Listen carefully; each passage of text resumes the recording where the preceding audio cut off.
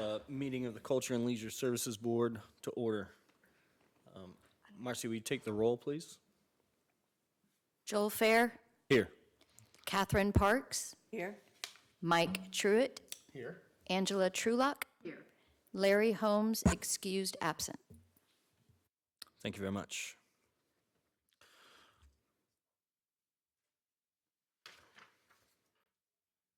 This is a public meeting, so we would invite public participation now, and then also if you have something that's specific to an agenda item, when we move to that agenda item, feel free to let us know that you have something that you want to share, and we would invite you up to the podium to share at that time. Is there any public participation at this time? All right, thank you very much. First item on our agenda is to approve the minutes from the meeting held on September 30th of 2021. Hopefully everyone's had a chance to review those, and if they look good. Any discussion about them? I'd make a motion to approve. I'd like to second it. Kathy Parks motions to approve the meeting minutes from September 30th, and Mike Truitt seconds. All those in favor? Aye. Aye. We have approved the meeting minutes from last meeting.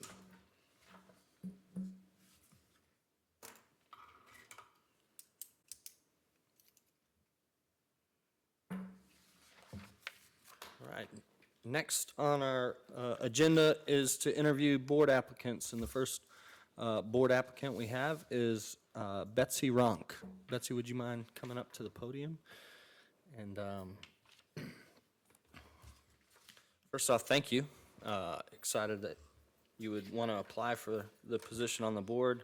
Maybe give us a little bit about how long you've been in Cape Canaveral and why you'd want to serve on the board.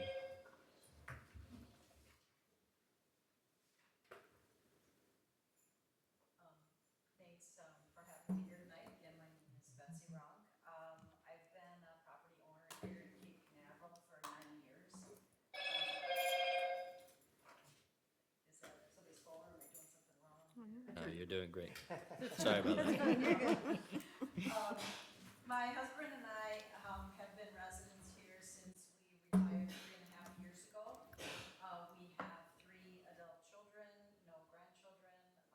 2 children live in Minnesota and 1 in Phoenix, so none here with us in Florida. We did have a daughter who went and graduated from FIT, and that's how we got to know the area 9 years ago. So loved it, and after she left, we decided we would buy into the community at that time. So just to give you a little bit about myself and my work experience, I spent 40 years in healthcare in Wisconsin. 20 years I worked in a hospital setting, and then 20 years I managed a division of the hospital information systems.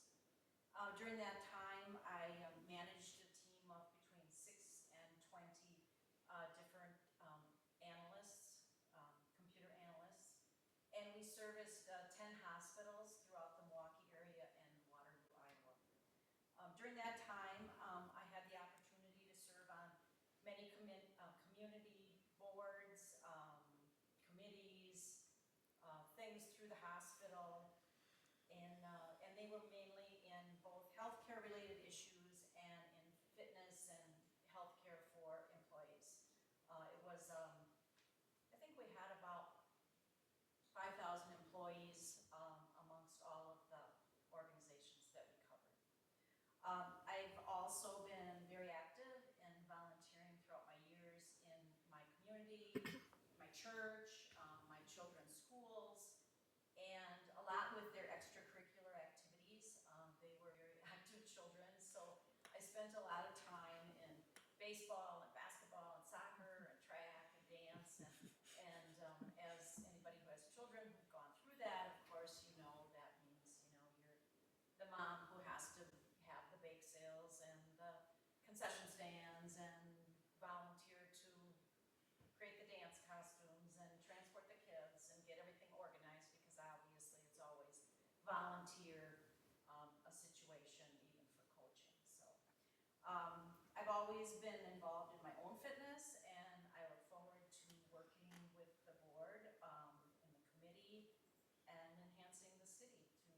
bring those same types of things to its residents. So, do you have any questions for me tonight? Got a lot of experience. In all those That's years great. of working, I guess. Great. When you get retired, you have a lot of things Yes, to talk yeah, about. you do. What is your favorite sport? That's hard to say. I guess as a spectator sport, I would probably say soccer because I had three children who played soccer, and that's how my daughter came here because she got a soccer scholarship to play for FIT.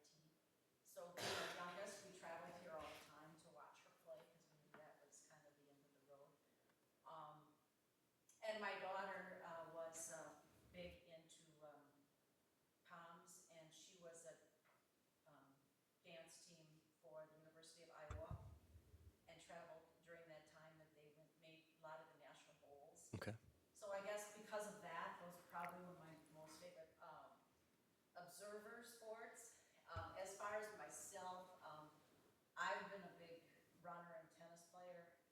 So now I've kind of transitioned to the pickleball people. Okay. All right. Another one of those.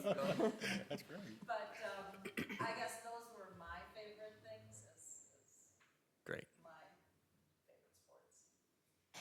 Betsy, thank you so much for your application and then just sharing some of who you are and why you want to be here. We appreciate it.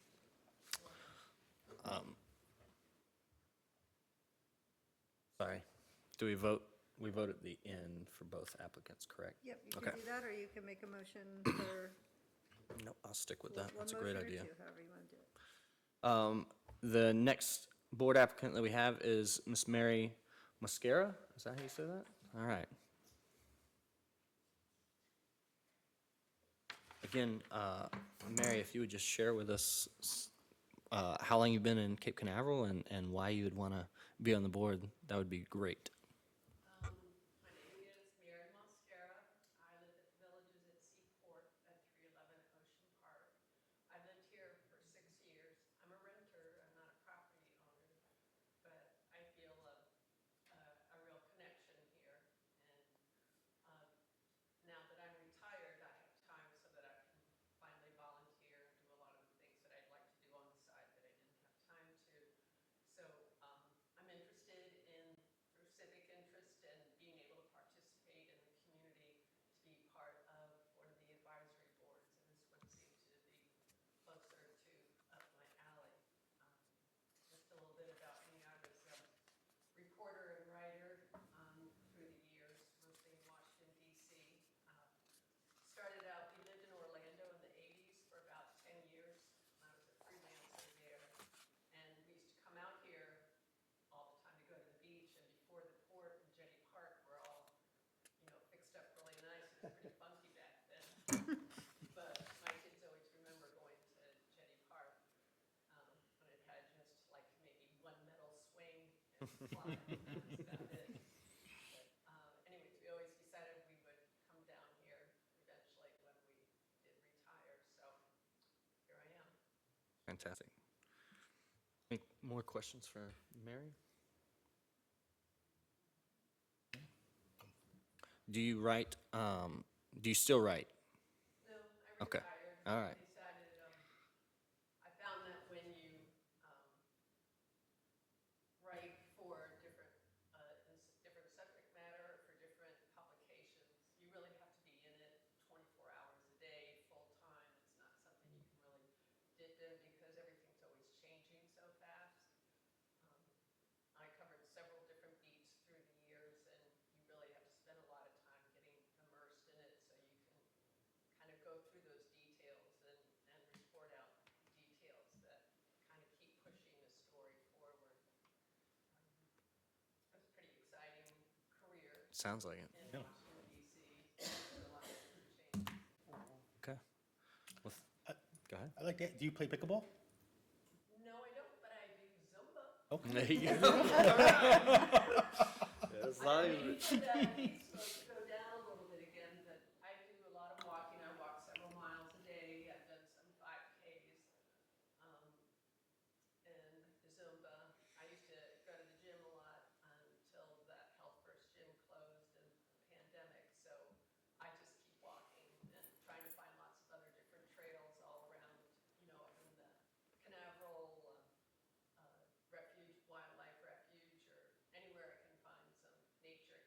Nice.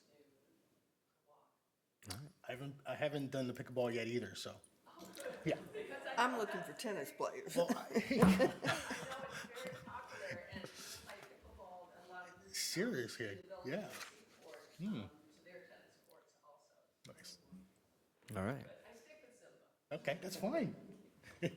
Well, thank you, Mary. I appreciate it.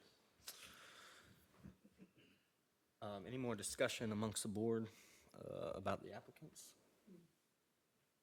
Not for me. Okay. Would someone like to make a motion to recommend the applicants to the city council? Sure, I'd like to make a motion to recommend for both candidates. And I'll second. Mike made the motion and Kathy seconds. All in favor of placing or sending both board applicants to before city council? All in favor? Aye. All right, thank you. One bit of housekeeping real quick. The February meeting is when? February 18th, so what we'll do is, we'll take the board's recommendation to city council, and then if you guys could come to city council, they'll do the same thing, they'll just, solidify the appointments. There will be more people, so this was a nice entryway to that. All on social media, there might be some fireworks that night, we'll see. But I think they'll get to your guys' thing right away. They typically do the board appointments at the very beginning. February 18th, 6 PM. February 18th? Is that the third Tuesday? No, that's a Friday. Oh, my no. bad. Don't show up February 18th. Maybe it could be the 15th. The 15th is The third Tuesday? the third. First Yeah. is the first. Okay, so it's the 15th, yes. And, yeah, they usually wrap that up within the first maybe 10 or 15 minutes after the pledge, so you don't have to stay for the whole show. All right, thank you. And what was, I'm sorry, what was the time on that? Was it 6 PM. 6? And you're encouraged, if you don't have anywhere to go, just stay, because you can give input on any of this stuff, because now there's public participation, so we need public. The next item on our agenda is item 4, Civic Scenery Program. We're going to review and select sculpture for installation at Canaveral Public Park. At this time, I'd like to invite any public participation from the public.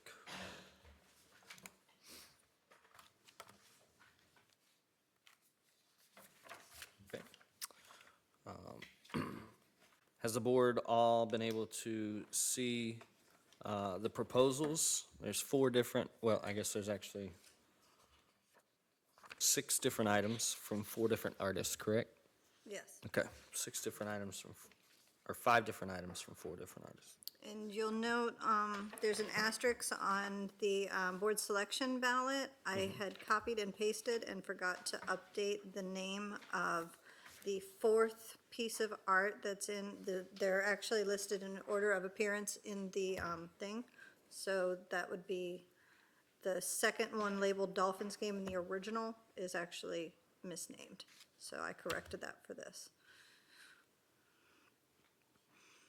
Okay, so we have a novel idea, which is on page 3, 2 different thoughts there. Both the bench, I guess they're both benches. And then we have the Awakening, which is a 3-piece piece with the different faces turning towards the sky. And that's, I don't know, they don't have page numbers, but it's towards the back. That first application is pretty thick. Everybody see the Awakening? Yeah. Okay. And then we have 3 pieces from the next artist. You have Dolphins Game, and then the Tree, and then Twin Souls.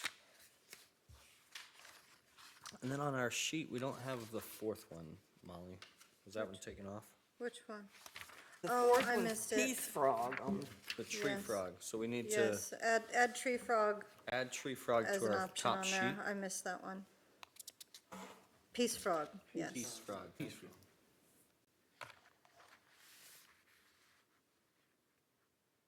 Okay. So as you can see, the second round got us a lot more. Yeah. And got us some people that have a very established resume. And when I started seeing these come in, I'm like, wow, they're probably gonna hate my 35-page packet, but I think they need to see that some of these people, even if they aren't picked for this project, I'm saving these phone numbers, because these are a lot of local people. Very well. At least in Florida, and that's kind of a big kicker, because we don't have a huge budget for the honorarium, because we're not there yet as an arts community. We have it in here, but we got to get it out there, and then we'll start getting more attention. But the fact that we got this much attention by reissuing the call was really promising, and I think some of these would definitely be candidates for a permanent installation, should you and the council decide to make it part of the city's collections. So with that being said, some of the artists took their own initiative and offered full-on proposals. That's a lot of red tape to get into at this level and at this stage in the game. I would say my recommendation to the board would be to select the one you like, and then we'll work out the logistics of either a long-term acquisition, such as the one that Mr. Craig Gray proposed. And there's a couple other ones in here that also had like kind of a long-term program proposal. We can work that out on the back end. And should something come up that's like an absolute deal breaker, I would just return to this board with that, and we would move forward from there. Yep, I concur with that. I think that's wise. I think anything made out of granite is pretty long-term. And I've got some professional background in maintaining that. I can take care of that. I'm not so good with some of the plexi, and I don't think I can, my metal. history with wood isn't very good, as I've started replacing all of the little free libraries. So, Doesn't last long in Florida. no, it didn't. Thank you, Molly. So sustainability is key in this decision-making process. So because Mike and Angela were not on the board last time, maybe could you just quick synopsis of what we're doing as far as rotating the sculptures? Oh, absolutely. Yeah, that'd be great. That'd be great. Okay, so, putting things outside in Florida has lots of challenges. Putting out things outside in Cape Canaveral has actually more. Gustavo can attest to this. Luckily, we have NASA right up the road that does lots of environmental testing. Welcome to the most corrosive environment in the United States. This is your home now. So one of those, that is a big factor in why I designed this program the way I did. Anything that we put outside for any length of time, especially if it's something we own, will require constant maintenance and eventually replacement. What this very first sculpture is actually replacing was a fountain. There was a closed-circuit system. At the time that I got hired, Gustavo's department was in charge of all of the exterior maintenance, and he was the liaison department for the library. It was a constant problem because water evaporates. If it doesn't get filled up, the motor burns up, and it was a constant battle. And then one day it either got vandalized or just collapsed under the weight of whatever, and it was completely irreparable. They didn't want to replace it with another fountain, and we had been talking about a sculpture program since 2016. And there's a sculpture program in Lakeland, Florida, that started off very small with 5 or 6 sculptures and is now world famous. And I patterned ours after theirs. Obviously, they don't have quite the salt air that we have, but it's still Florida, it's still outside, and it's still a tourist destination. And the program that they came up with is an 18-month exhibition where they get artists from all over the world, and they bring in the sculptures, they pay them the honorarium. They turned theirs into kind of a competition. It's kind of an outdoor art show. And at the end of the 2 years, the city has the option to either make a proposal to purchase the art, or the artist can take it back and go do with it what they will, sell it to somebody else, or put it into another exhibition somewhere else. And when I heard that, I said that might be our best option to initiate a sculpture program. Something that's temporary, we're not maintaining it, everything will be vetted beforehand to make sure that it will at least last for the 2 years. There's also a clause in there that says that we can remove it if it becomes unsightly, damaged, vandalized, et cetera. The liability is off the city. The artist is required to have professional insurance. So if something happens that's completely not our fault, it's still covered and we're not liable for it. So we're not liable for any maintenance beyond general, obviously pulling weeds or whatever around it, but we're not responsible for any actual repairs or physical maintenance to it. If we took ownership, of course, then that would be all us for the life of whatever it is. So we issued a first call. We started it off with just one. The hope is that we will be able to develop this program and have rotating sculptures in different areas in the city. And I've got 5 in the budget. So if we can get beyond 5, then we're gonna be eventually hitting into Lakeland's territory, and that would be awesome to get a little friendly competition. But we gotta start small. I've learned through all of the programs that I've started here that it's good to plan for the home run, because if you don't plan for the home run, you're not gonna hit it. But at the same time, we can't exactly start showboating now because we're not that good. So we're building our rapport with the artist community. We're building our rapport with the public as an arts community itself, with everybody driving, was it 30,000 a day that drive by and see the murals? And if we can actually pull them into the community, they can see the murals across the street from your house. So we're growing, we're building, and I'm trying to start small and be humble with everything that we do in the beginning until we can actually put some weight behind it. Yeah, I mean, it's a great program because it takes all the liability off of us. It really does say, hey, give us your best, and if we like it at the end, we get to keep it, and Yep, we can make a lot of, it's a real win for the city, for sure. Nice work, Molly. That's thank awesome. you. It gives artists a job opportunity, and that's another thing that a lot of people overlook. So often in the arts community, the artists aren't treated like it's their job. It's treated like a hobby, and people approach them all the time and ask for, oh, would you do this for a donation, or would you let us borrow this on loan without any type of reciprocation for it? So even though a $2,000 honorarium is small, it's enough for especially a starting out artist to get a sculpture here, get their name out there, and maybe somebody will pass by and buy that, and that'll get them started. So it's a marketable opportunity for the artists, and it's actually providing a job. And people don't realize that art is a job. So if we're paying artists for sculptures, we just provided a job for someone, Fantastic. so. All right, well, I'll tell you that of culture and leisure services, I am less cultured. But I'm here on the board, so I get to say what I think. I think, I love that first one. I mean, I love the novel idea. I love, the one thing is it doesn't have a lot of color. That can be both good and bad. It can be good as far as upkeep, because while we may not need to keep it up 18 months, or is it 18 months or is it 24 months? Ours is gonna be 24. Okay, so 24 months, it'll still, it'll get dirty in that time. But yeah, just thinking about that, that's kind of tip of my hand there, but I like the novel idea one. I but- like that one too. But feel free to share other ones and what you think. I liked Awakening. Okay. I liked it because it starts with the eyes closed and then half closed and then open. And I think it is opening our eyes to everything that we offer around here. And that's the one that talked to me, was the awakening, whether it be, opening your eyes to the space program, to the education in the library, to the beautiful beach.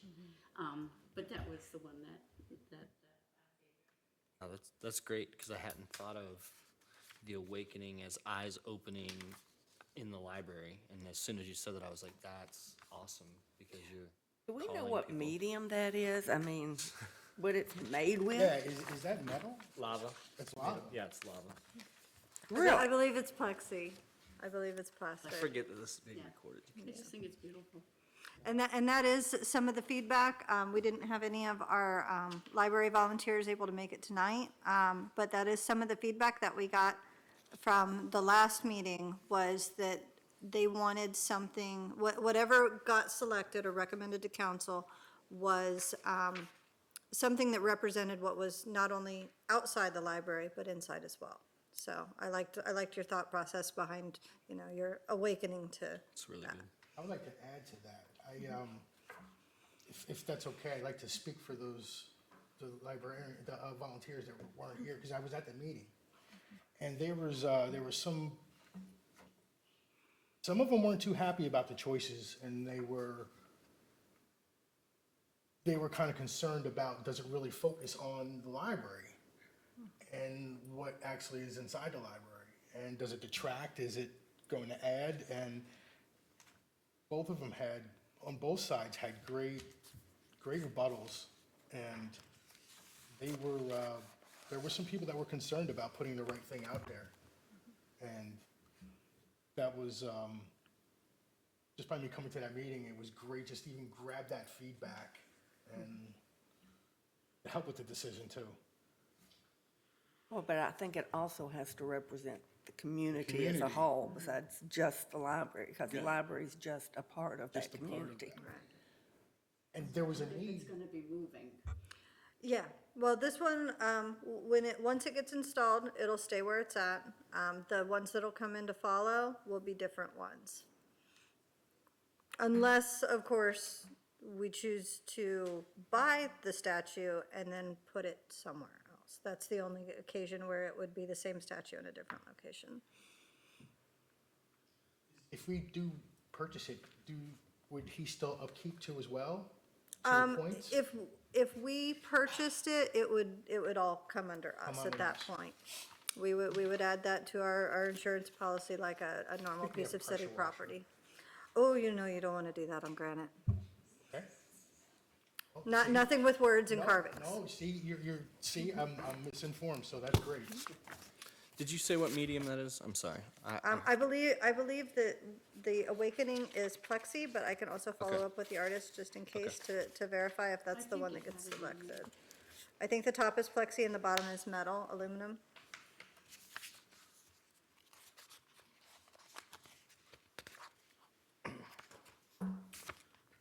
Yeah,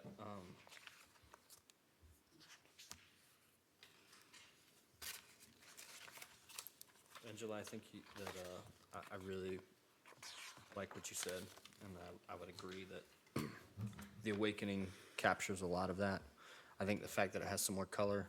I do remember that the librarians actually didn't like the book one.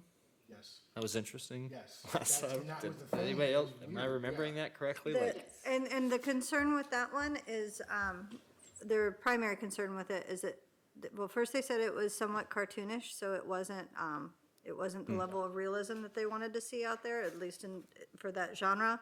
But they were also afraid that was gonna be a climbing hazard. The difference with this one is it's intended for that. Right. It's intended to a be bench. a seat or a bench.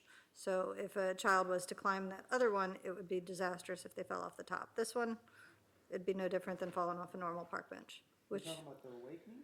no, no, the Novel idea. Novel book idea. one. Because the first one that was submitted was a big tower of books, which, yes, what's your phrase for that? An attractive nuisance? Yes, I like that. The thing is so glad she opened my eyes. The They were Awakening? closed for a second there. Mike, that was well done. And I applaud you, I really do. And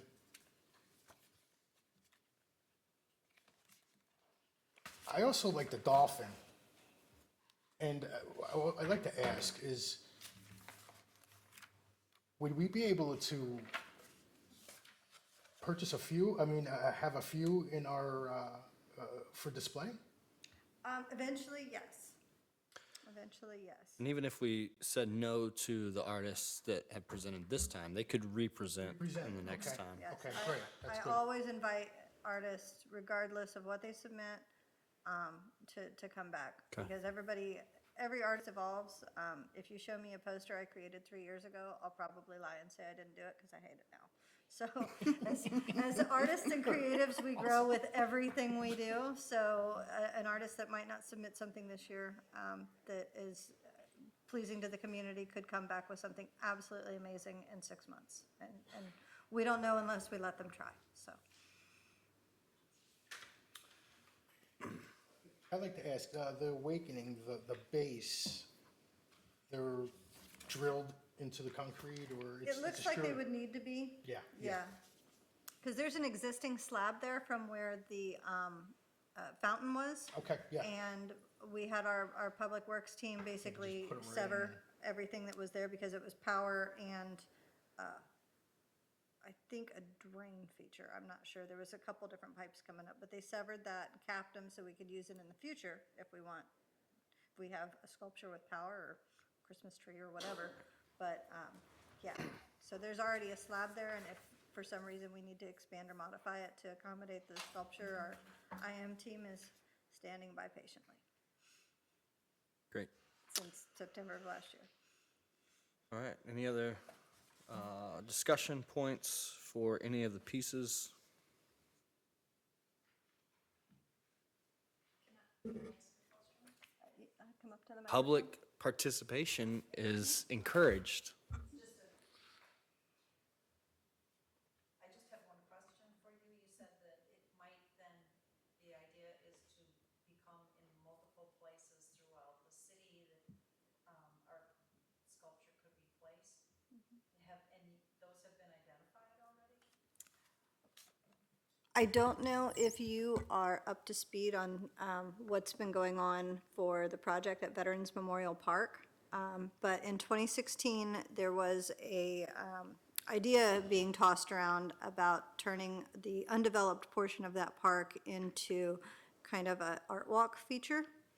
And so they identified different areas within that park, within that plan, to put sculptures for this program that I'd originally developed in 2016.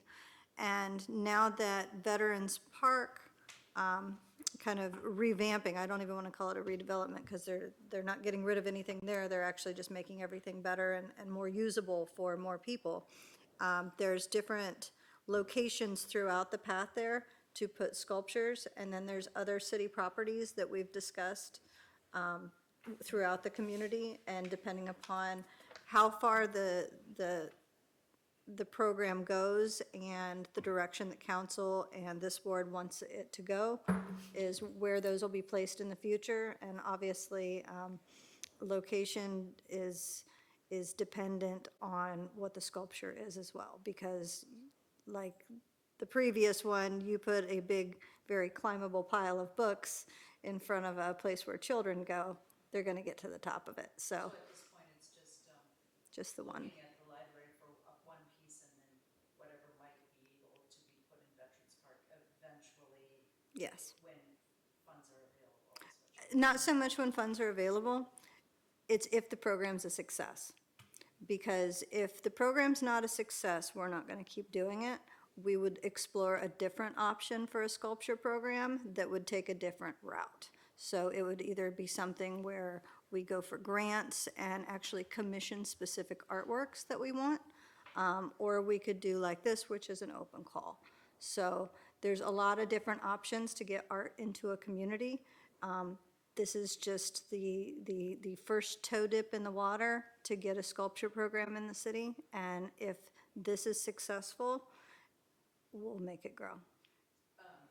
Maybe I didn't ask the question the right way. So would the artwork in Veterans Park, that's already been approved to move forward? And so if some of these items that, let's say the board decides, okay, we like this one for the library, but we really like the dolphin one because it fits with the community somewhat, would that be something then that could Park that, I personally wouldn't consider a non-patriotic or non-veteran or non-military or memorial type of sculpture to go in Veterans Park at this stage of the planning. I would try to make what's in Veterans Park more veterans-oriented and save the dolphin stuff for a more appropriate location, maybe over in Manatee or at another public park that's close to. I just wasn't sure what the strategy had been put into place for Veterans Park. And, I mean, I'd heard a lot about it, but I hadn't heard that that was a definite move forward item with putting. Can I add to what you're saying, Molly? Yeah, So, please, yeah, he's in charge of the park, I'm in charge of the art. so the master plan for Veterans Memorial Park does have areas and slabs ready. So, and it's going to happen this fiscal year, phase 1, with phase 2, obviously, next year. That's funded. Molly will, once built, have the funds to bring sculptures there. Now, on a little bit different note, as far as whatever else is here, the city is hoping to close on that building there within the next few days. We will eventually master plan and redevelop with the whole community's input from City Hall, the plaza, perhaps all the way past Taylor Avenue into the existing recreation complex. So into a civic hub. Within that civic hub, there will also be opportunities for expansion, for the public space within the campus. So, but in particular, Veterans Memorial Park, there are areas already master planned for sculptures. And then, the process will decide exactly what sculptures will go there, but hopefully there will be funding for that because it's a running program. Does that? I wasn't sure how far we had gotten with the, planning for sculptures being put in Veterans Park. That'll be the couch going into the living room, so That's that'll be right. after it's already done. It's planned and I think we have like 90-some% construction plans, so we just, yep. And I don't want them with their heavy equipment around my sculptures, so they need to be out of there, All right. Thank you. Great questions. yes. Any other thoughts? Okay. Like I don't know if the bench, I really like, I like the bench too as well. Childproof. It's childproof. But it seems like if we're gonna do that, we should just leave it there. Just a thought. Instead of And moving it somewhere else. The reason I'm saying is how well will it be perceived somewhere else? And how well will it be used somewhere else? Will it be noticed? That's my point. And the reason I bring that up is because it's not just because it wasn't wanted. The concern was it being there and being a nuisance. I'm bringing up the case of it not being able to go anywhere else and making use of this somewhere where it needs to go. That's where I'm tossed between. I can help you with that. Okay, great. This gentleman specifically already had in mind when he submitted his work, an idea, he put a dollar amount on it. And I like that because that gives us a starting point. Because you never want to go into something with somebody's creative work or any of their work and just be like, I'll give you $10 for that. Because they have a value in mind of what their time is worth. So this man already put that in writing. And we can go from there. But one of the things that has been really discussed, and obviously this will be up to the library, and I have a meeting with them on February 3rd about a couple different items on how we can improve services, especially now that we're in a whole new world. And we also now understand the value of having outdoor programming space for the 3 months out of the year it's not 1,000 degrees. So one of the things that should this be the one that's selected, it could be incorporated into an outdoor reading space for the kids. So should it get selected, or if something else gets selected, we got this guy's phone number, we can call and order something. So there's a place for the library themed things throughout the property. And I know that for at least most of 2020 and the first half of 2021, they weren't doing any indoor programming, which was terrible for the people that actually relied on that. There's a lot of families with kids that aren't school age. There's a lot of families that do homeschool, and there's a lot of families that chose to keep their children home during the pandemic. And the library was a resource for them to kind of bolster their home education efforts. And it was very difficult to get in. So if we can offer programming space for terrible pandemic-like incidents, something that's outdoors, something that's resilient, something that's sustainable, but they can still use it at any time for outdoor programming, whatever it may be, whether it's the sewing group decides to take it outside or the kids go for story time outside. So there's options should we want to keep it in the future. We're not buying a stack of books and there's nothing we can use it against. Yes. And my only other concern is the metals and stuff and how these other things are made and how they're gonna stand up in our weather. Because it may work in North Carolina, but not down here. Things get eaten up. I'd like to just say something on the novel idea. I think it's beautiful. I think the bench is beautiful. Can you pull your microphone over so sorry. But I know where they're gonna place it at the library, and it's so low to the ground. I don't think it's gonna get the attention that it deserves. I don't think it's eye-catching. It's beautiful, and I like it as a bench, but not to make a statement.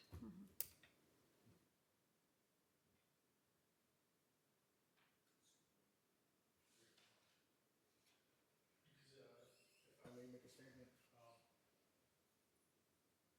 one of the things was if I can remember, was we need to get rid of the fountain because of the issues that we have with the fountain. And we wanted to replace it with something that was just as grand. And, but it's a low area too. You brought up a very good point.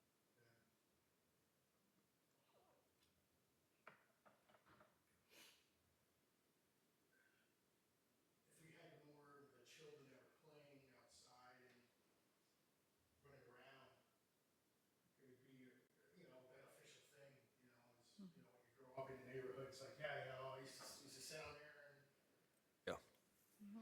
Yeah, ever. yeah, it's a memory spot, yeah. Yeah. A place where memories can be created. The one thing too that I would say, it's also in the middle of a roundabout. And so, that in mind, do we really want the kids on it? I'm just trying to think through some of that. I'm thinking of my kids. I'm thinking of Bo and him being on there, and then Walking straight into traffic and right just and to so- get to the books. and nobody's moving at high speeds through there, but also nobody would be expecting a kid to their left. They're watching for the kids to come out to the right. So, yeah, I'm just trying to think through some of that as far as I love what you said about having some other opportunities to have things outside, and I think that those pieces could really fit there. And I like what Angela's saying about something that catches your eye. I love that that awakening piece does some of that. So, all right. Well, if there's nothing else, let's take a vote. Everybody should have the ballot in front of them. Make sure that you wrote Peace Frog on there so that Yes, it's got please write Peace an Frog, opportunity. because I forgot it. And then we can go ahead and cast our ballots, cast our votes on the ballot, and then you'll take them up. Okay. You want us to put a first or second Anywhere. choice? Anywhere on there.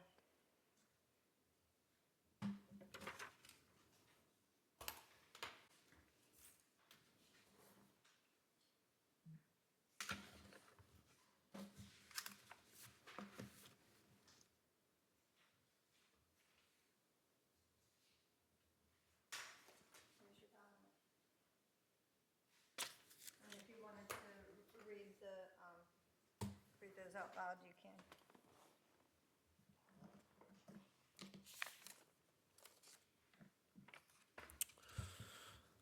The ballots have been cast, and the vote was three votes for Awakening, one for a novel idea.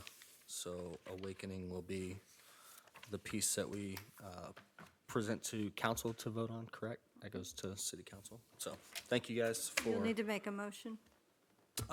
Yes, thank you.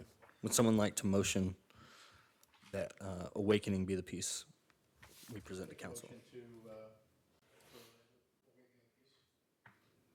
Second it? Second.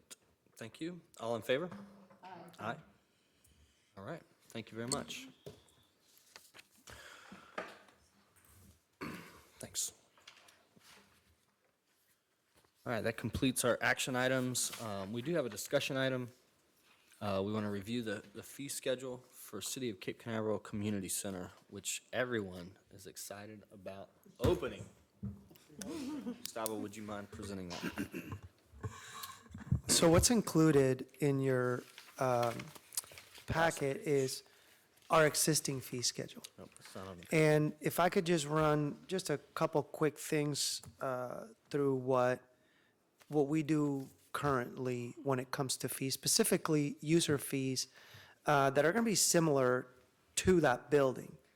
That was something that I wanted to address is I didn't want to come up with a whole new fee structure that would be so different from what people are accustomed to that it would just create issues for the public, but also for staff trying to implement it all. As far as research, just want to show you something that I couldn't put on your agenda, but this is the master sheet we used for research. And we went as far as Jacksonville and as north and as far south as Vero when comparing facilities similar to the one we have, public facilities that are going to offer what we have in that building.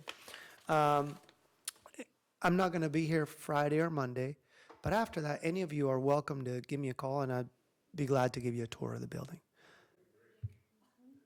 What's that? I've been waiting to take a tour. Good. Only reason Yeah. Angela's on the board. Absolutely. So, that's right. And I'll have a helmet for you, a hard hat. But anyways, so the way our existing fee schedule works, for example, on the courts, is per person per hour, okay?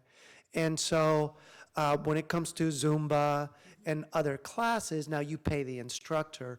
That's going to stay the same here, okay? And although you can't write every nuance into a piece of paper like this, I'll explain a couple things as to what's going on in my mind and how I intend to implement it at the center unless some better idea comes through. So at the center, we're just going to have drop-in times, right? So rather than saying, hey, if you want to play pickleball for 2 hours, you're going to have to pay us, let's just say you're a Cape Canaveral senior resident, here it'd be $2. Over there, it's just going to be an open pickleball time because we're going to turn the building over, specifically the gym, let's just talk about the bottom floor of the gym, between pickleball, basketball, volleyball, sometimes ping pong, sometimes just regular climbing a wall because we're proposing we're going to get a small traverse climbing wall that adults can use, believe it or not, 24 feet. As well as a functional fitness piece at the bottom. So rather than saying, hey, when you come here, you're going to pay by the hour, no, it's open time. So in the afternoons, we'll have open basketball for whatever the fee schedule is, and so on. And so I kept the daily fees pretty much consistent with over here, okay? So if you look at your packet, for example, if you're a Cape Canaveral senior resident and you want to play pickleball for an hour, it's $1. If you're a Cape Canaveral senior resident and you want to come into the facility for any activity, the gym upstairs, walk the track upstairs, or play open pickleball, it'll be $1. So I'll walk you through the fees and explain kind of what I'm proposing here. And because not everybody is going to come 5 days a week, it's why we come up with a daily fee. We came up with a monthly and we come up with a yearly. Now, there's savings, obviously, depending on your use, right? And so if you only plan on using this facility, let's just take Cape Canaveral Senior Resident, and you only plan on coming 2 times a week for pickleball, let's just say, or basketball or whatever, it's probably cheaper to just pay by the day for $1. Now, let me start from the beginning. For residents, it's going to be free until October 2022. So any Cape Canaveral resident, it's going to be free until then. We're still going to ask that you register in our master software system, because that's how you sign a liability release, first of all. And then it's going to help us keep track of usage for that first end of the year. Our software system is so great that we're going to be able to, from people just checking in, see daily attendance, what they're attending, et cetera, et cetera. Now, let's just say you come in for Zumba. The way it works with our contracted instructors, they pay us 25%, okay? And that class can be anywhere from $5 to, I think our yoga instructor sometimes charges $15 for a yoga class. So if you come for those, we're not going to charge you to come in, because you're, in essence, already paying. So whether you're a resident or not resident, you're already paying that instructor. That instructor's in turn paying the city, so go to the class, okay? Now, outside of that, then you can stay in the building and do whatever, because you've already paid. This fee schedule that you see here on the top is specifically talking about open gym, game room, weights upstairs, those kind of activities. Then we also have some room rentals, because we're going to have a banquet room upstairs, a really nice banquet room. I think it sits, we're planning on seating somewhere around 60 people with some round tops. And so there's a cost for that. There's probably going to be somebody who wants to have a private basketball practice for their AAU team, okay? And so we had to come up with an hourly fee to rent that gym. And then somebody may want to say, hey, I want to have a small convention in this gym. Well, that's different than just youth or adults just actually playing a sport, because now we're having to put out flooring to protect the basketball, the surface, and all that. So it's just going to require a lot of different, more staff involvement in this whole thing. So we're hoping to keep it free for kids, Cape Canaveral kids. So 17 and under, free. Upstairs to use a gym, now we're talking operationally. I'm not going to allow children up there, and if there's anybody under 17, they're going to have to be up there with an adult. Can't trust teenage brains with an open balcony looking down at kids playing basketball. Sorry. So we'll have to figure our way out. I did notice that on your fee schedule, that currently it says 18 and under are considered children. I know. Here it says 17 and under. This is one of the questions you might get from city council, so I'm going to ask it now. So why change that? Well, 18 is not a child. So I made a typo as we were doing it, but it's really 17 and under. Got it. Sorry. No, it says 17 and under on this, but Oh, the good. old one said 18 and under. Like your old fee schedule In 2014. Oh, okay. for your fee services. Oh, gotcha. Yeah, Molly. Yeah, Molly. What are you I doing? made that typo, Oh, okay. maybe 2016. I know. Luckily, nobody's called us on it. No 18-year-olds have shown up. Hey, it's free. What are you doing? Okay. So, for the children, it's free till October? No. So Cape Canaveral children, we're hoping for open gym, because I'm just going to have to be honest. We have a lot of latchkey kids here, but this place can't be where you're there all day. So we're going to have open gym hours. We're going to have game room hours, because if it's just, if it's just helter-skelter, I hope that's not a bad word, but if it's just like run the place, honestly, with my experience with every other community center and the existing users sometimes, they'll just tear the place apart. So the parent will have to register the child, so we have a contact should something happen with the child where, hey, you're going to have to go home because you're not behaving and you continue to act like that, blah, blah, blah. But it'll be open times, open gym times, because, now let's just, for example, we do hope on running adult athletics, like adult basketball, adult volleyball, as well as children basketball and volleyball leagues, right? But at that point, then you just become a spectator because the leagues take over, right? So you can hang out and watch. If we have staff for the game room after the time, then you can hang out in the game room because we're planning on having a pool table there, ping pong table, and then hopefully like a Nintendo Switch, something that doesn't require you to log online to be able to play.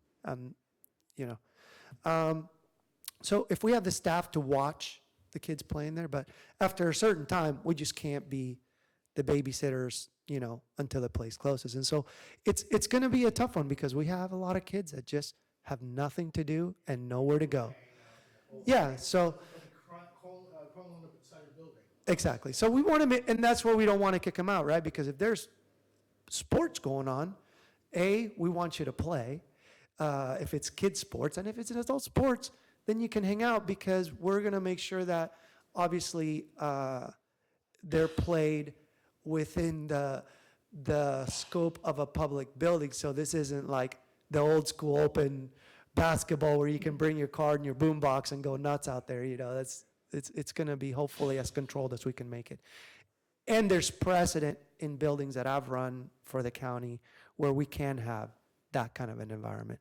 Once you guys see this, it's breathtaking how high class, let me just use that word, it is. And when I walk around there, I'm like, wow, I wonder if it's too much. But, I was told, listen, if you don't raise the standard, nobody else will. So it has to start somewhere, and we're raising the standard with everything we do here. That's just how it is. So,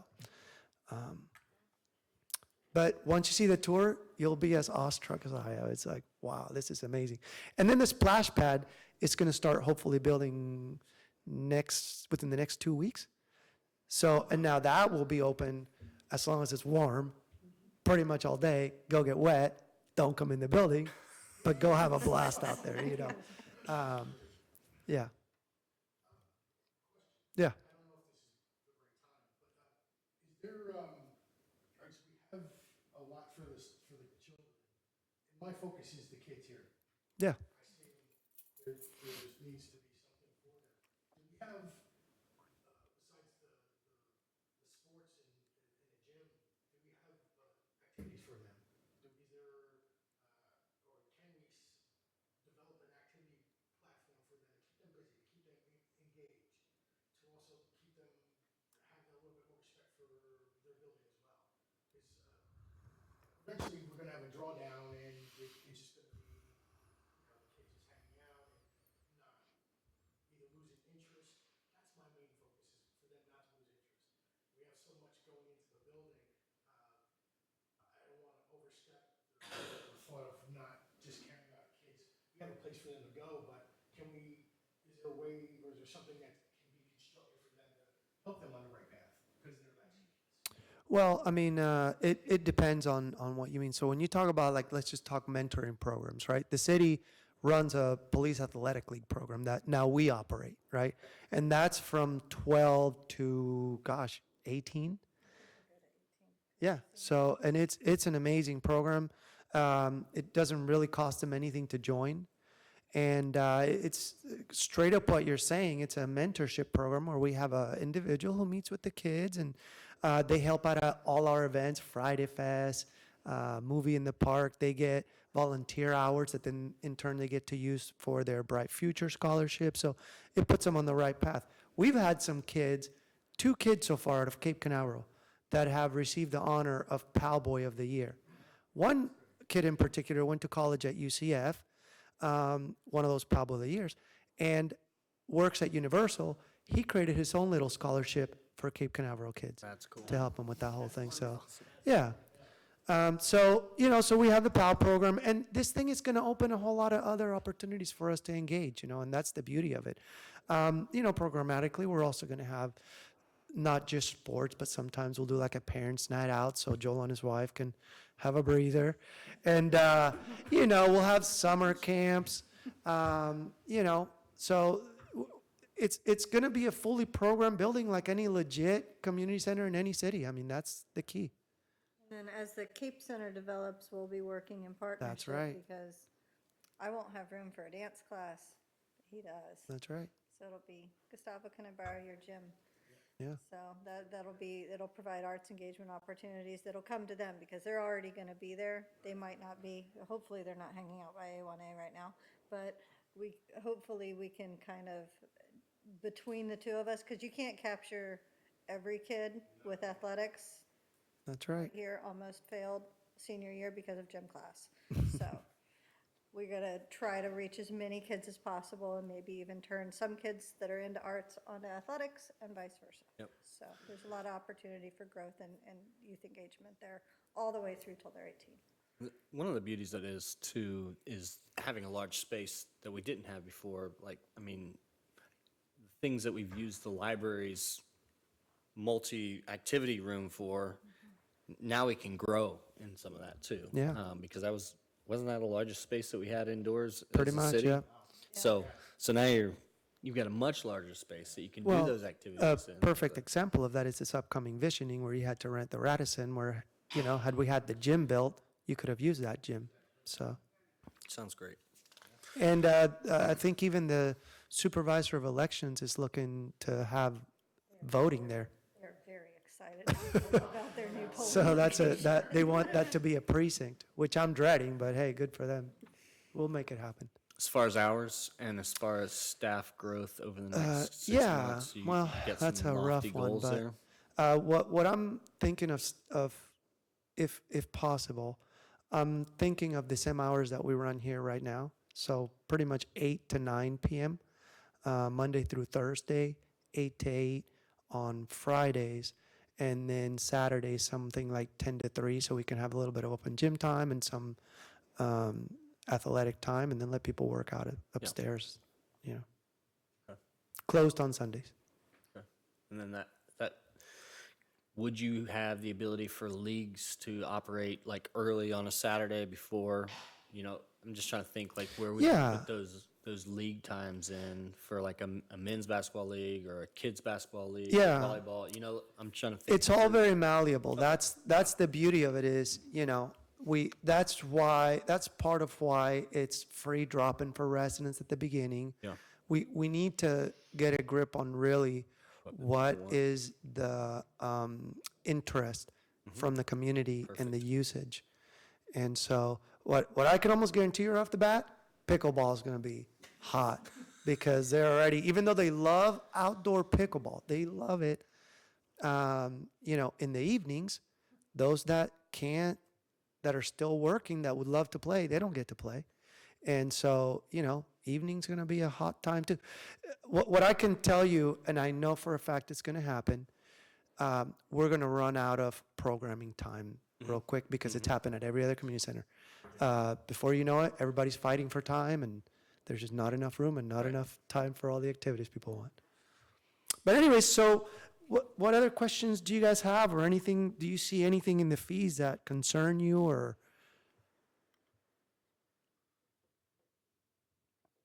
I thought the fees were very reasonable. Yeah, absolutely. I thought they were wonderful, so, yeah. And by the way, well, please come on up.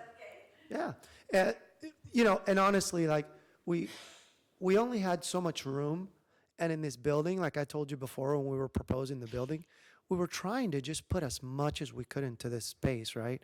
People sometimes have made a comment like, well, Vieira has 22,000 square feet. Are we like Vieira? Do we need that much room? Well, when you think about it, it's really 10,000 square feet at the bottom and 10,000 at the top, which really, part of it's a big hole. So you really don't have, you only have a 22,000 square foot center because it's 2 stories. Vieira, I opened that facility, if you're familiar with that, and we immediately found that it was designed terribly, and it wasn't really for recreation. It was like, oh, you have these 4 rooms and a gym. What are we to do with these 4 rooms? They put a full kitchen in there with crazy like commercial ovens, and well, who's going to clean that after somebody rents it? So we're going to have a very nice serving kitchen, which will have a microwave and an ice machine and cabinets. That's it. You hire a caterer, you can cook somewhere else, and it's, but so I brought, when I was speaking with the designers originally and doing all these site visits to all these community centers and talking to the public as to what they wanted, it's hard, and you guys have seen with what you've gone through envisionings and things like that, it's hard to get everybody on one thing. It's 10 different things, so then experience comes in into like, hey, how can we just put as much as we can into this building so it's as all-encompassing as possible? The original name was multi-generational building, so I had to address the kids, I had to address middle-aged folks, and then I had to address seniors, all in one. Once you walk in it, you'll see, and then the equipment we're putting in there, amazing. So sorry about that, go ahead. And that's a good segue into one of the questions that I had, was gonna ask, because I didn't seem that I could find a lot of the answers to the questions I had on anything in the city website, not that it's very easy to maneuver. But, one of the questions I had, as far as facility-wise was, equipment-wise. Now, you said the upstairs is going to be, for 18 and over.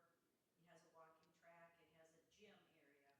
Now, how much equipment is going to be in that gym area? Well, if you want to come by my office, I'll show you, because I made a big old board about it.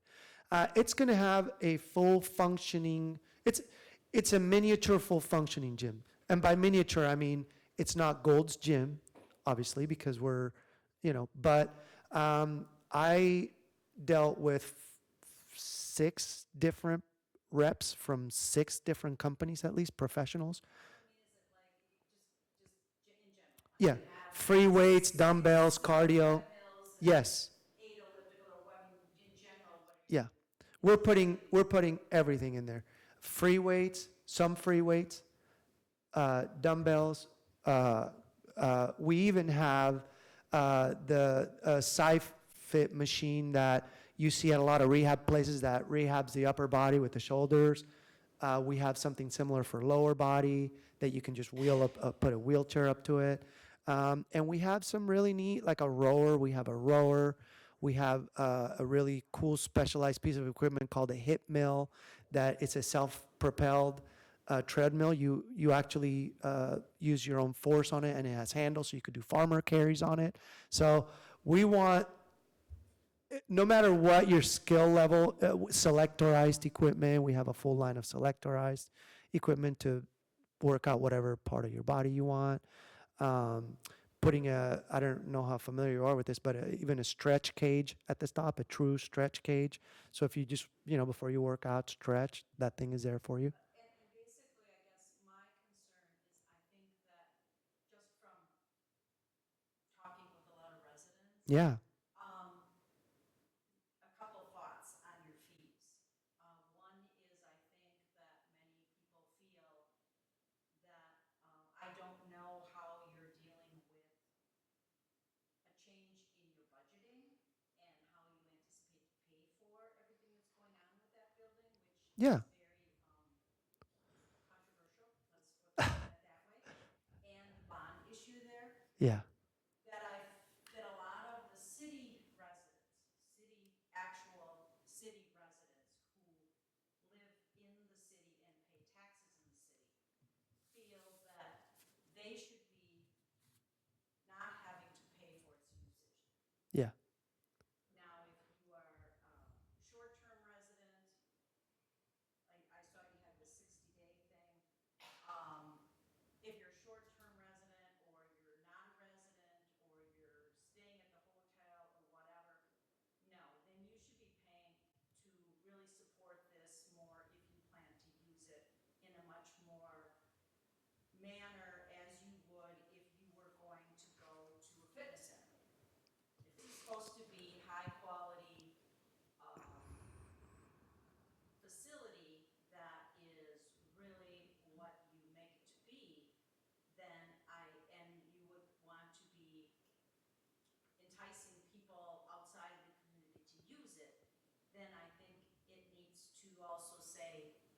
we're worth something more than $2 to come. So if you're gonna pay $2 to come and play pickleball, and now you're gonna go upstairs and you're gonna walk on the walking track and you're gonna use the weight room and you're gonna use all the facilities, that's a bargain for $2 if I don't live here. Sure. And that is not fair to the people whose taxes are paying for that building.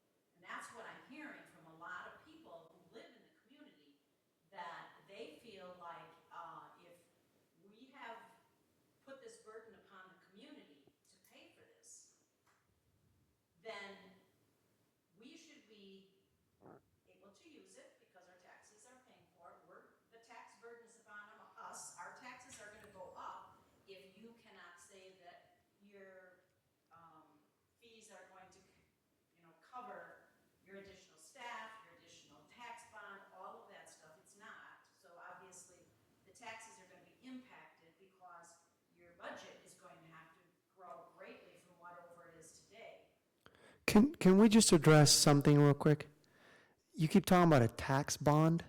There's no tax bond. There is a bond that had to be pulled for that facility. Yes, the mechanism for paying for that, though, it wasn't an ad valorem tax bond. No, but Okay. it's paid off over, what is it, 20 years, No, it's a 10-year loan, 10-year loan.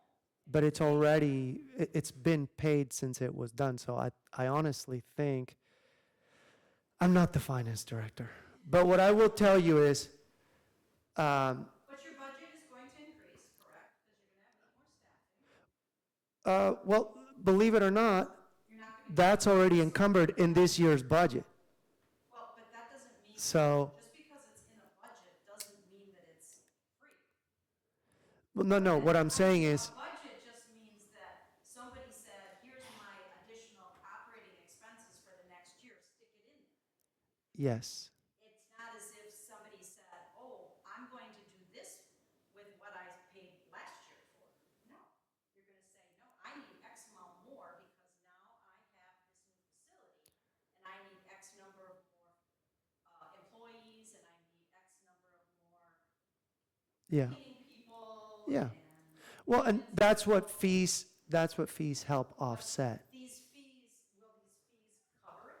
No, and that, by the way, a municipal building is rarely fully self-sustaining. Now, what has happened in this building is some of the biggest costs, which are electricity, there's a solar system up top. So we're selling power to FPL, which pretty much pays for the whole thing. The second thing that's happening in the building, You know, as much as it's a really great item that will be such a wonderful impact on the community, I think that increasing the cost for non-residents and decreasing the cost for residents may be something you might want to think about, only because there would be much more acceptance of that. yeah, Even today, Right. okay, as a pickleball player, or I do, I went to classes there and all that kind of stuff. You can't go anyplace else and play pickleball for what you play here. So people are coming here from Cocoa Beach and Merritt Island and all over the place to play. Now, that really ticks off the residents here. Because all of a sudden, there's 10 residents here and 40 non-residents here. And most of them go in and just say, I'm a resident here, and they pay their buck, or don't pay at all. Now granted, because it's a little bit, on your honor system, I get that. But yet, people are like, well, what the heck? I live here. Don't come here to my pickleball court. Pickleball people get a little bit testy. And tell me I can't play here, or I'm not good enough to play here, because you're overtaking my pickleball courts, and you're from not even my community. that's happened to you? Somebody told you you can't play Oh, yes. at our courts? Oh, yes. Oh, yes. It's kind of like, well, you're not good enough to play, and so we just want the good people here playing. And I say, wait a second, you don't even live here. This was during the week? Yeah. Oh, this happens a lot. Oh, wow. Okay, so, I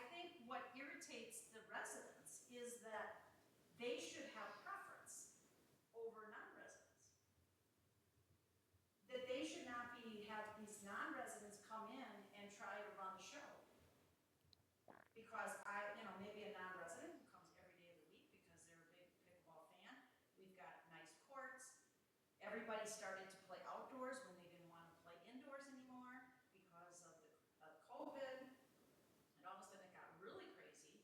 And all of a sudden, everybody there was from Cocoa Beach.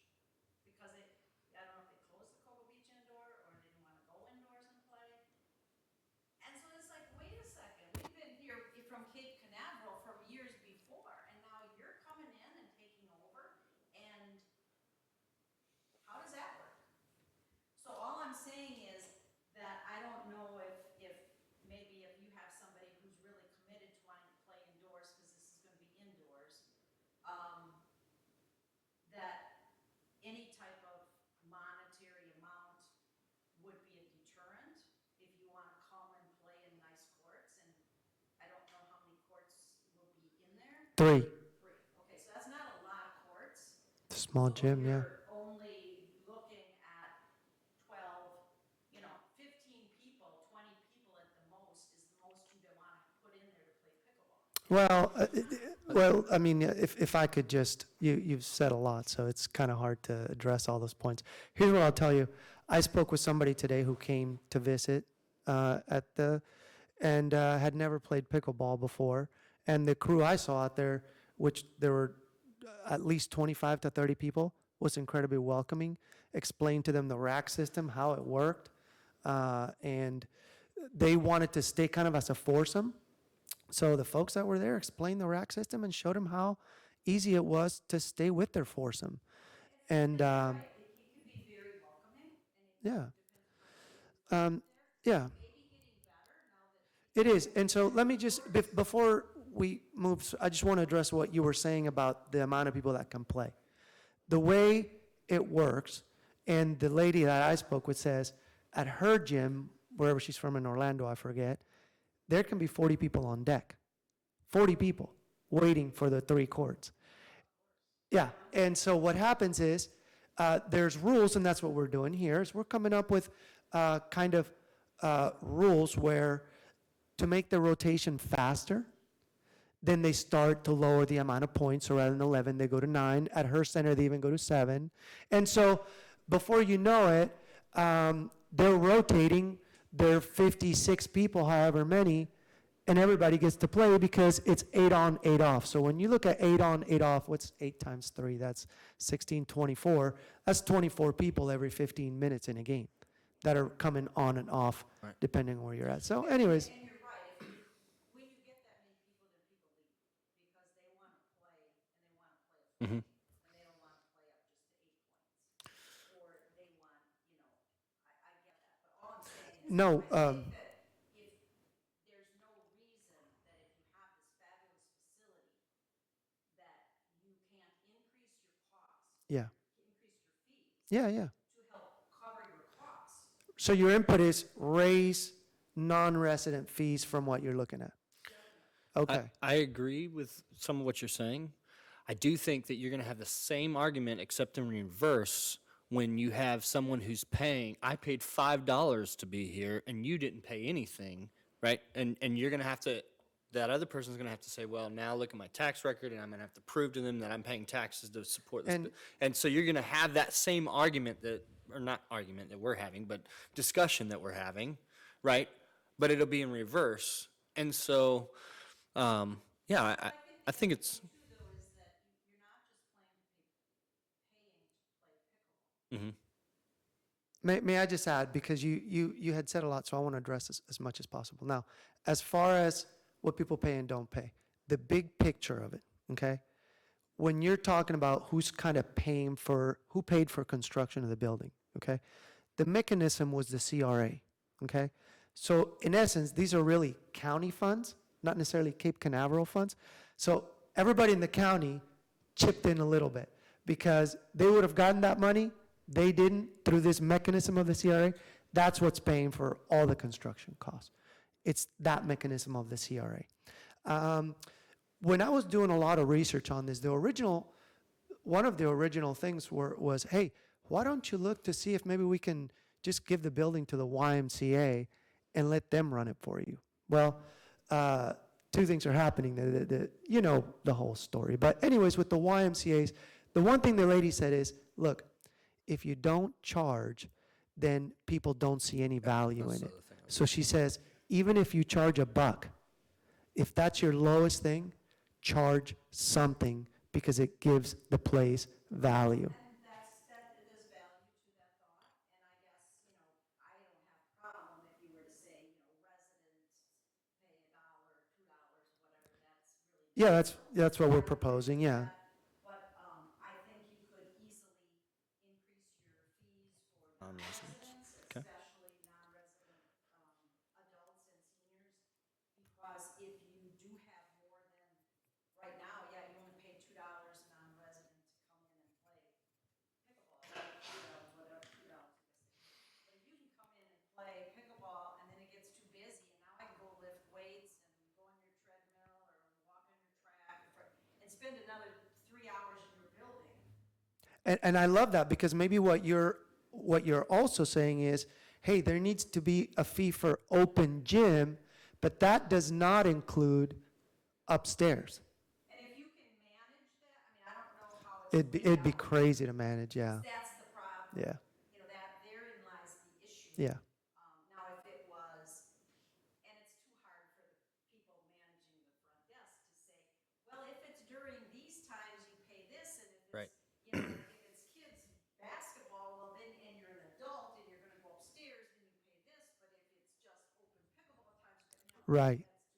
That's what we're trying to come up, like you said, and believe me, when I think in my mind of all the different scenarios, like you've spoken about just now, it becomes a spider web because everybody has their own needs and wants when it comes to their recreation, and like you've said at pickleball in particular, we've even bought temporary courts because some people are like, hey, I'm not good. I don't want to play there. I just want to they call it dinking when you hit it back and forth.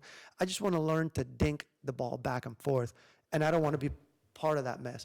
So we bought these temporary rubber mats that we'll gladly go throw out there, and because then you don't care if it's a ½ inch off from side to side, and we lower the tennis net to try to accommodate, And I'm sure in this building, it will be the same thing because no matter what, and I'll show you the amazing workout equipment we have, and by amazing, to me, who put so much blood, sweat, and tear into making sure Cape Canaveral got the best deal on the best equipment possible, they're going to say, well, why didn't you get this? And it's like, oh, well, I want this. But that's the beauty of the free thing is, hey, just come in, use it, give us feedback. Oh, yeah, absolutely. Well, some things, right? Because obviously, I can't move Aikido over there. We can't move the karate class that has a ton of mats. Those will stay here. There may be some instructors who are like, no, I like this space better. It feels more quaint, whatever. I don't know what they're going to say. I think if you're an instructor and you want to grow your class, I would be over there. Way more parking, easier access. It's all glass, so you'll see. Well, here's my vision. Can I rein us in? And then maybe some of those, no, that's all right. They're great questions. I think Come by my let's office. take I will them- sit yeah, for let's take them hours. offline. I think your input's great. I really think that by creating a little more disparity between resident and non-resident, you give a little more value to the resident. I do think that just to keep in mind that as we increase the restrictions that we're asking the people to enforce, now we are raising budget because we're actually asking for somebody with greater skill level and people skills to come in and enforce some of those things rather than so as soon as we begin to add those things, we're also raising that budget that you were talking about that we don't want the city to pay for, or we don't want the residents to pay for, so. But I guess I've gotten into this more in the private sector Yep. world than in the public sector. Yep, Yeah, absolutely. That's kind of where I bring a lot of my background. yeah, Awesome. And we're glad you're going to be on this board, so. More cognizant of yeah. this and, Here's what I'll tell you. As far as public buildings, we're pretty in line, at least with the county, with what everybody charges.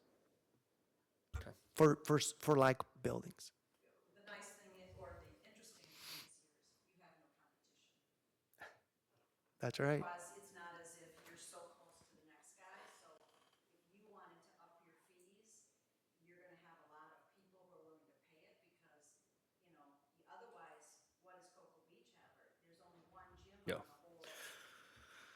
I love it. I do think we have, one of the unique things about Cape Canaveral is the socioeconomic diversity that we have in Cape Canaveral. And so keeping that in mind, like there are people that can pay that and there are people that can't, right? And so then you have to go into a scholarship and a lot of extra stuff too. So yeah, there's just a lot to it. And I There's a lot appreciate, to it. man, the board you got there. I thank you for the questions. It's really good stuff.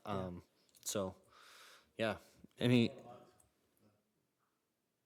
but it's also, we've been going a little while. So. And even, yeah. All right, but Gustavo wants to talk to you. Yeah, anytime, stop by the office. I'll Not show you all the Friday or Monday. equipment. And I'm where you play pickleball. Yeah, yeah. That's right. Yeah, I'm behind a closed door. I'm tickling the black ivories all day, you know, behind my office. Keeps his door closed, doesn't Yeah. come out. Yeah, But Marcy and Nina will sell him out. And That's right. Let you know where he's at. So. yeah, they're quick to be like, hey, come on up here. Hold on, let me get him for you. But hey, so that's. Did we need to do it? That's just a discussion. No, item. we're kicking the tires here, and that's what I love about it. You know, we're just kicking the tires because ultimately it's council's decision, and I don't want to put any kind of a burden on you that, hey, the board recommended the fees. You know, no, we'll let council. That's a you know. staff thing for sure. And Yeah, and exactly. With input. That's Yeah, it. Great. Thank you. Speaking of staff, let's move into staff reports. Gustavo, you're up first. Well, so that's it then? No more input on the fees, you guys? You think they're okay, and maybe look at maybe raising the non-resident rates by a little bit? That's a consensus I'm getting? Okay. Greg, 'cause I know that's a big point that you're trying to drive home. So if we can take a look at that, it'd be great. Hey, consensus, that's all we're looking for. No, you're fine. Yeah. You're fine. So appreciate it. As far as staff reports, it's all over the place, and I don't want to take up a lot of your time, but, you know, the building, hopefully in March is where we're at with at least the building. The splash pad, we hopefully starts next week. We were just told we're getting a prefabricated bathroom building that's going to go by the east dugout with the astronaut on it. So we're supposed to get signed and sealed drawings for that, hopefully by next week, which means the bathroom will then go into production. This bathroom should have been in production a year ago, but for some reason, you know, whatever happened.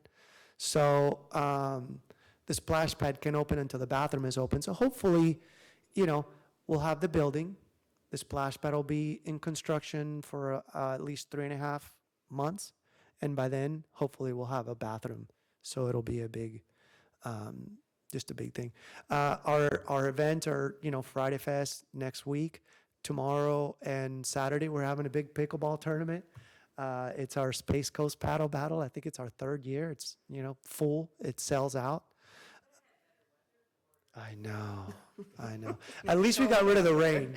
The concern for tomorrow was rain, so.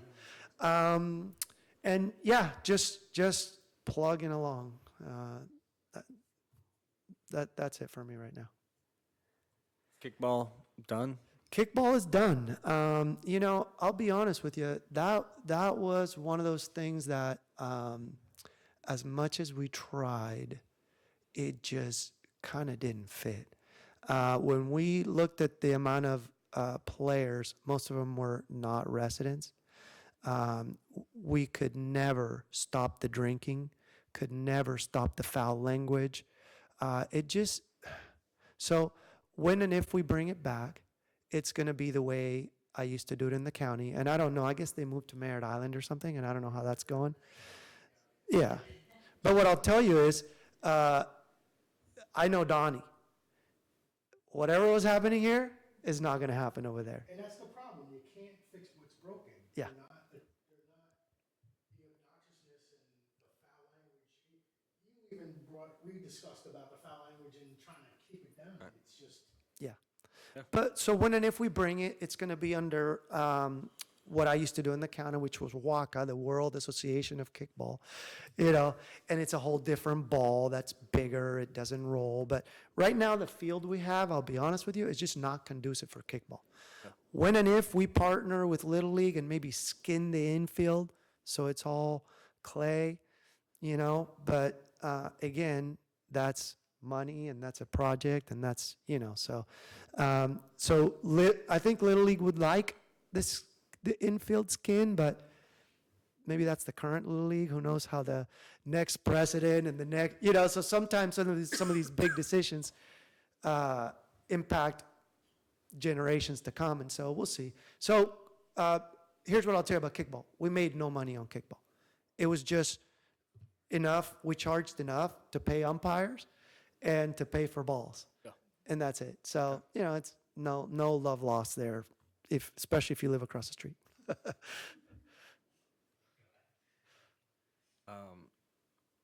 Thanks. Molly, Culture and Community Affairs. I can honestly say I don't have time to even summarize my week so far.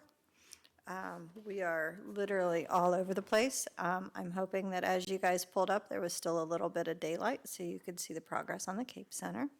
It looks like a building now. Instead of a half-demolished building, it looks like an actual building that's under construction, so we're very excited about that. We are enjoying the same delays as the rest of the world when it comes to getting materials for the building. So far, we are not behind schedule, but we are purchasing things and trying to coordinate the purchase of things as much in advance as possible, because one day they'll say we'll need 18 weeks lead time on something that you used to just pick up from Home Depot, and other times they say it'll be 52 weeks and we're not taking orders. So, and then they could come back the next day and say, okay, we're cool, go ahead and place your order. So there's a lot of uncertainty, but we're mitigating that as much as possible.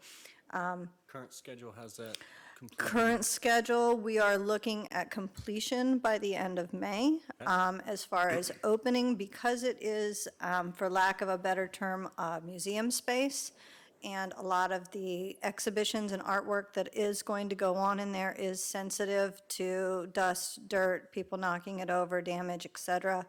And a lot of the things we will be getting, at least in the beginning, will be loans.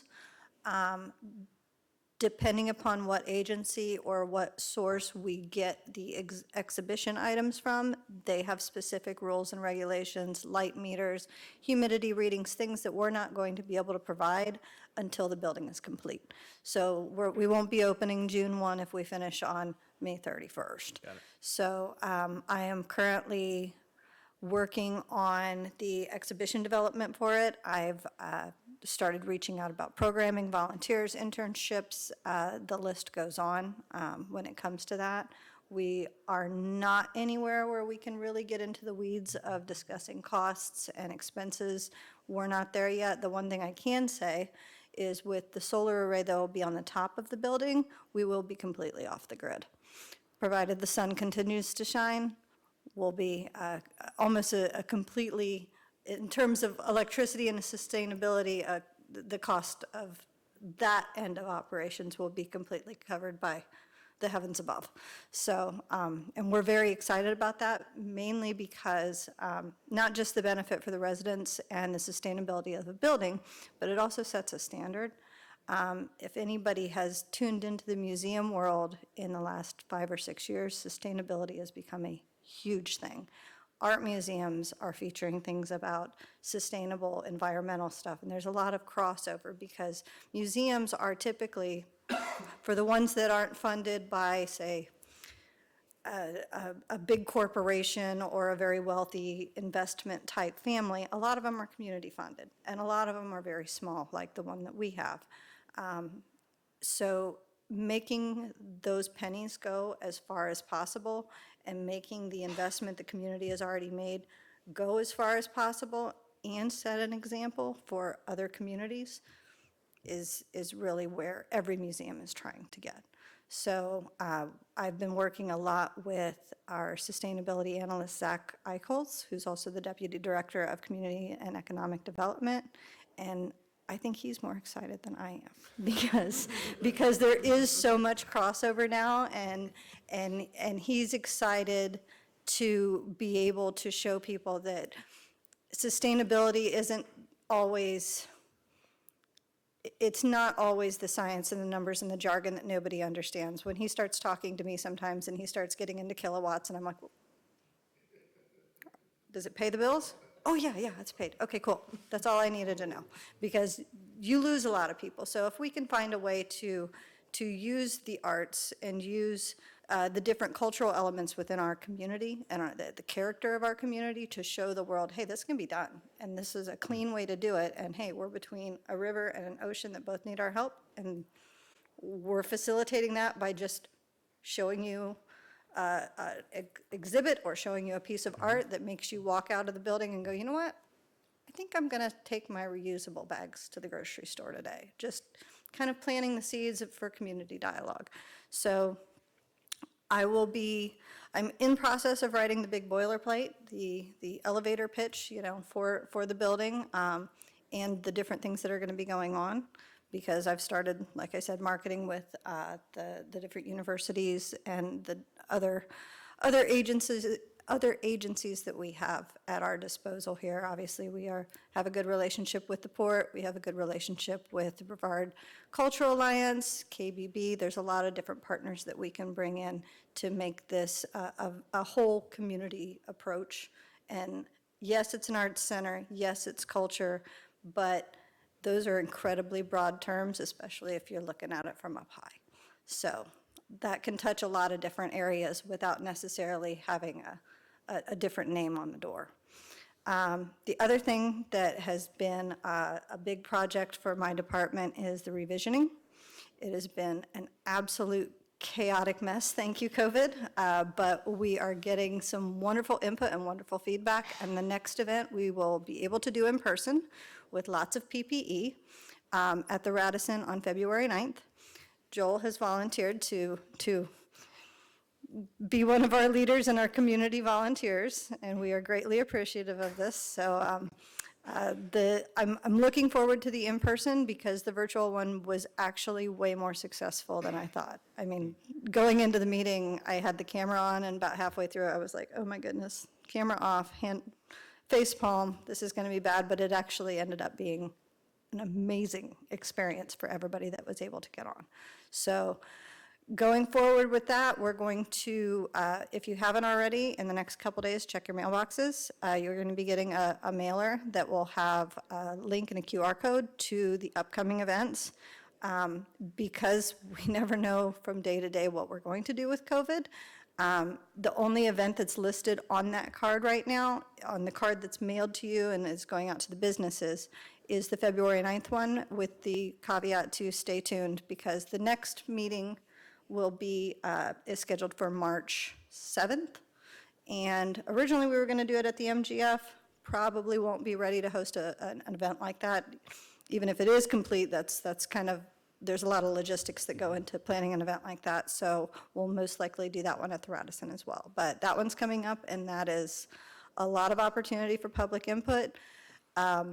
It's very high level, so we're not getting into the weeds necessarily with specific projects, but the visioning is more just to kind of update our actual vision statement and make it more in line with the pillars that were identified with the last retreat. And our whole revisioning process will have a big bow put on it at the retreat this year, which is on March 30th at the Radisson as well. So we're going to be, we're already promoting the February 9th event, and we will be also promoting the two events in March throughout. I got my mailer today. You did? So How'd I it was look? super stoked, because I was like, oh, that's me. Did it look okay? Yeah, Because it we looked don't great. see it. I send them No, a. it looked great. Okay, good. I would say that like you, I was like, oh man, I don't know how this thing's gonna work, and it was amazing. And coming out of it, one of the things that I was like, man, I have my own things, right? I have my own things that I'm gonna be a proponent of and think about and keep other people thinking about. And as a community, if we all have those things and we can do it in a civil way, which is what happened for 4 hours, 4.5 hours. It was beautiful. And I was thinking, man, that's what it means to be a community, so that we can hear all those things. And then as board members, we carry those things with us too. And like, you know, how does someone wanting green space affect how we think about Parks and Rec, how we think about art, how we think about all those things? And so I would just encourage you, like Molly has, to get involved in that. The revisioning is, it's a little bit of work.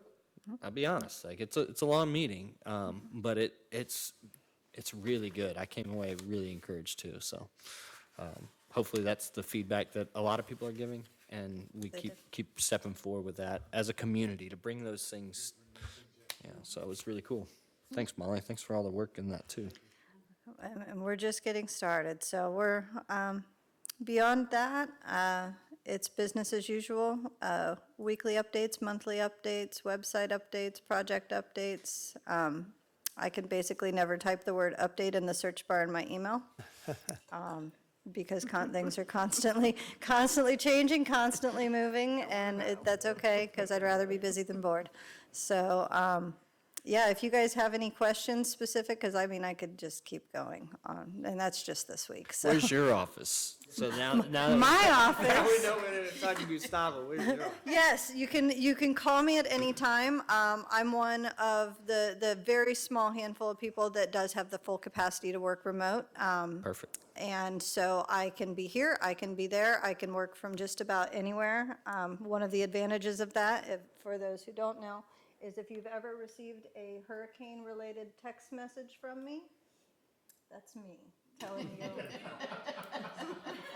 So, and that's part of the beauty of me being able to work remote, is that while you guys have to evacuate after I tell you to do that, I can still communicate with you where you evacuate to. Because I'm on the mainland and I don't necessarily have to evacuate unless it's really, really bad. Got it. So, but yeah, for our new members coming on, communications is the heart and soul of my department, whether it's communicating art or whether it's communicating policy, or if you're familiar with any Navy terms, I'm basically the quartermaster between the policymakers and the staff and the residents. So my door is always open. I'm right next to the fire escape on the second floor, right there by the door. So when you come in to the lobby, check in with Carenza, and she will let me know you're here, and I can come down, or you can always book an appointment with me. I'm very flexible, so. Thank you. All you had? Perfect. Anything else for the board, public discussion, any other items you want to bring up? Nope. Would anyone move to adjourn? I'd make that motion. Second. I'm getting hungry. All right. All in favor? Aye. Meeting adjourned. Thank you, everybody.